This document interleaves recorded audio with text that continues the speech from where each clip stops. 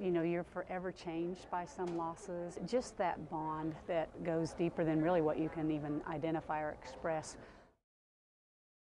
I can remember saying if I could just help one person with my story, that would be a goal of mine. You know, I think I started off mostly trying to help myself. When I interviewed people or asked people about their losses, will have tears begin to roll down their faces, and I'll think that it happened just, you know, last year or 2 years ago, and I'll say, when did you lose your mom, or when did you lose your brother?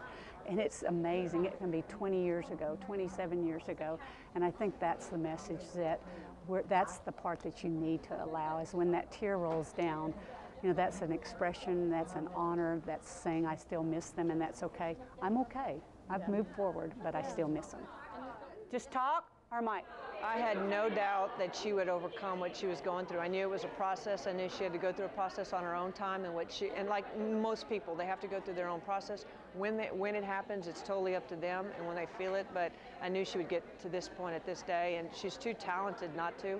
So I think the one thing that it may be in there, I think the message is in there, is you cannot prepare yourself for bad things to happen. So expect the best and embrace what you have, and then you will have that strength to make it through those hard times.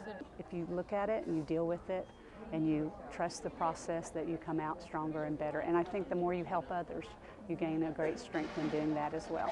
You know, the one thing I can tell you is that everybody in this room has had loss. And I say that in here, that loss is loss, and just sharing that a divorce is a loss, that losing your job is a loss, and those are losses that you have to deal with the same kind of skill set, that you've got to manage it and you've got to acknowledge it, and you have to allow yourself to feel those things. You have to say that it's okay. It's not a textbook time of when you're supposed to get over. I mean, I'm an athlete. I was supposed to be over and on my way and living life.